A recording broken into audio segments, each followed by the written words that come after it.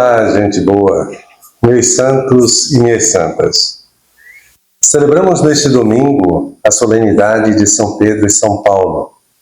Mas também, início então do 13º domingo do tempo comum.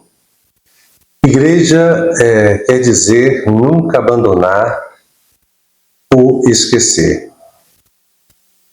Com a celebração, então, deste domingo, dessa solenidade de São Pedro e São Paulo, nós, então, rendemos graças a Deus por todas as maravilhas daqueles que iniciaram, mas que dão continuidade com a responsabilidade e a missão, então, da unidade na Igreja. Pedro foi discípulo de Jesus, um daqueles, então, do grupo dos 12. E tanto durante a vida pública de Jesus, como nos inícios da Igreja, foi uma importante liderança. Paulo foi perseguidor dos cristãos, mas depois da sua conversão tornou-se o maior missionário de todos os tempos. Os dois são celebrados também no mesmo dia para testemunhar a profunda unidade entre eles, apesar das diferenças e pelo fato de os dois terem sido martirizados em Roma, poucos anos um do outro. Rezemos então pela comunhão da Igreja, pela unidade, pelas legítimas e necessárias diversidades. Não sei se vocês recordam, mas em 2002 foi lançado aquele desenho Lilo e Stick, ou Stitch, como alguns também preferem chamar, cuja mensagem principal é esta: Ohana quer dizer família. Família quer dizer nunca abandonar ou esquecer. E por razões que desconheço, depois de 23 anos, Stick está altamente na moda, enriquecendo o mercado de produtos para crianças. Eu aproveito justamente dessa onda para refletir sobre o sentido da nossa Igreja a partir dessa frase. Ohana quer dizer família. Família quer dizer nunca abandonar ou esquecer. Porque ele quis formar uma família como muito bem entendeu justamente o apóstolo Paulo. Vocês já não são estrangeiros e imigrantes, mas concidadãos dos santos e membros da família de Deus. Da mesma forma como Jesus veio procurar e salvar o que estava perdido, ele quis a sua igreja como uma família onde todos se sintam acolhidos e ninguém se sinta rejeitado, abandonado ou esquecido. Pois não é da vontade do Pai, do vosso Pai, que está nos céus, que nenhum desses pequeninos se perca. Sabendo que pequeninos são todos aqueles que ainda não têm uma fé profunda nem esclarecida. E como muito bem entendeu o Papa Francisco, Jesus instituiu a Igreja para ser um hospital de campanha após a batalha, então cuidando das feridas de seus fiéis e saindo para encontrar os que foram machucados, excluídos, os que se afastaram.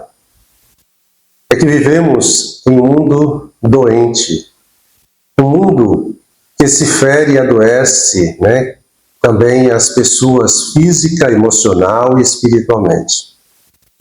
Embora a Igreja esteja presente neste mundo e também esteja de alguma forma adoecida, ela precisa se manter fiel à sua missão de ser um médico para os que estão doentes, uma luz para os que estão na escuridão da desorientação, uma rede que resgata do mar da vida os que estão se afogando em situações de morte, uma casa para a qual cada filho perdido sabe que pode voltar.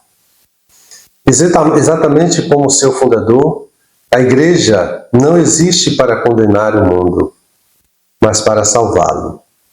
Portanto, o nosso lugar como Igreja é junto das pessoas que mais estão necessitadas de salvação. A festa dos apóstolos Pedro e Paulo se apresenta como uma ocasião oportuna para recordarmos que a nossa igreja nasceu da vontade do Pai, do sacrifício do Filho e da ação do Espírito Santo. Isso fica muito claro quando o apóstolo Paulo se despede dos presbíteros da cidade de Éfeso. Está aí, atentos a vós mesmos e a todo o rebanho. Nele o Espírito Santo vos constituiu guardiães para apacentar a igreja de Deus, que ele adquiriu para si pelo sangue do seu próprio Filho. A nossa igreja nasceu na cruz de Cristo, quando ele morreu para reunir todos os filhos de Deus dispersos pela terra.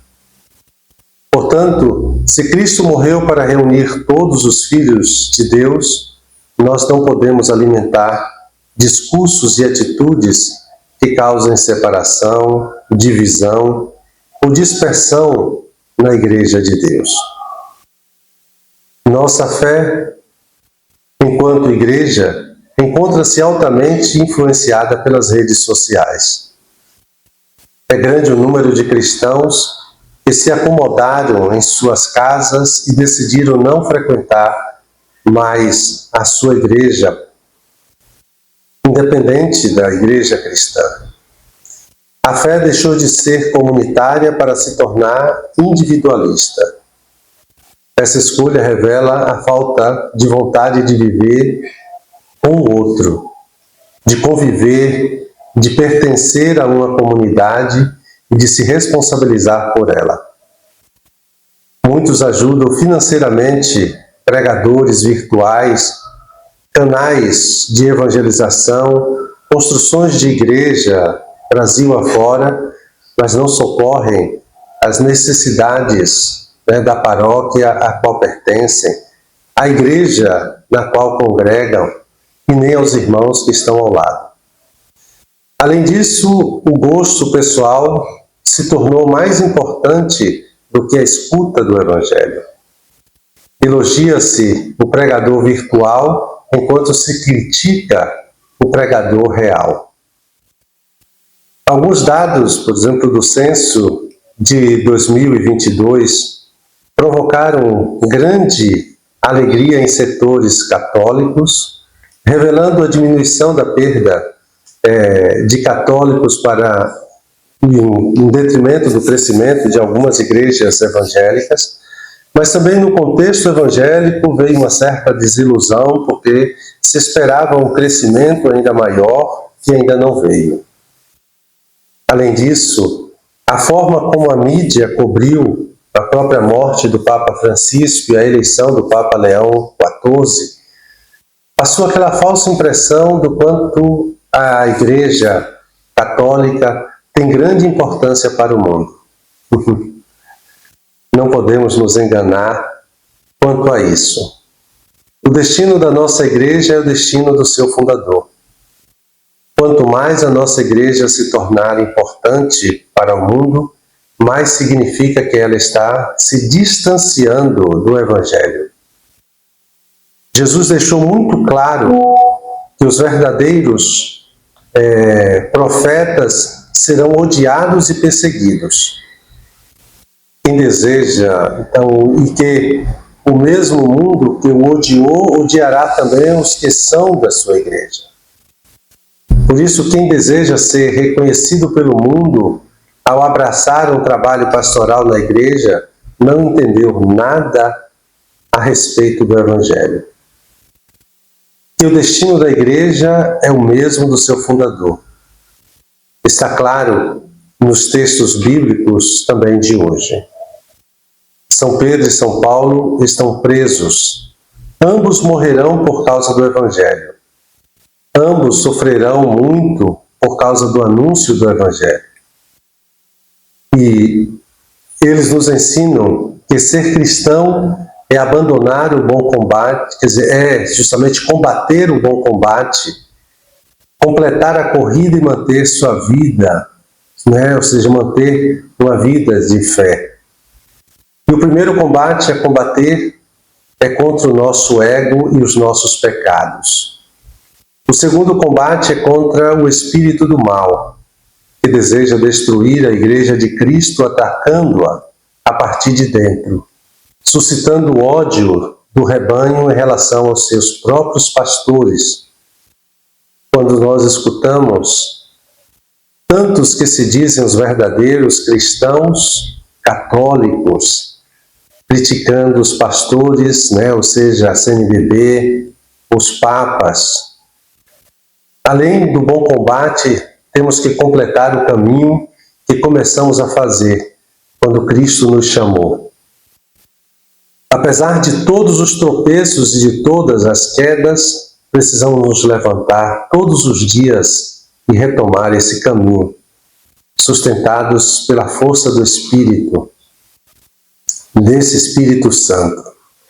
Enfim, devemos manter a nossa fé, lembrando de que não somos pessoas que abandonaram o caminho para se perderem, das pessoas de fé, para a conversão da nossa vida. Tu és Pedro, e sobre esta pedra construirei a minha igreja. Jesus foi um construtor, ele construiu inúmeras pontes que religaram pessoas a Deus e pessoas entre si. Nossa igreja é chamada a fazer a mesma coisa. Sejamos cristãos construtores, verdadeiros construtores e não cristãos consumidores em nossa própria igreja. Não nos esqueçamos de que a insignificância da nossa igreja na vida de muitas pessoas é fruto da nossa ausência junto delas. Uma ausência que começa por nós católicos. Vale lembrar que a igreja que vai impactar o mundo não é a que você está indo, é a que você está sendo. A ausência da nossa igreja junto de inúmeras pessoas do nosso tempo é a nossa ausência como igreja junto delas. Que cada um de nós assuma o seu lugar na igreja como pedra viva. E dando continuidade ao nosso momento de oração, me coloco na presença de Deus como de costume. Recolho-me imaginando Jesus com seus discípulos em Cesareia de Filipe. Peço aquilo que quero. Quem é Jesus para mim? É verdadeiramente o Cristo, Filho de Deus vivo? E peço o conhecimento interno de Jesus para mais amá-lo e seguir. E buscando tirar proveito da oração, detenho-me contemplando a cena. São Pedro e São Paulo, rogai por nós. Um santo e abençoado domingo para todos e todas.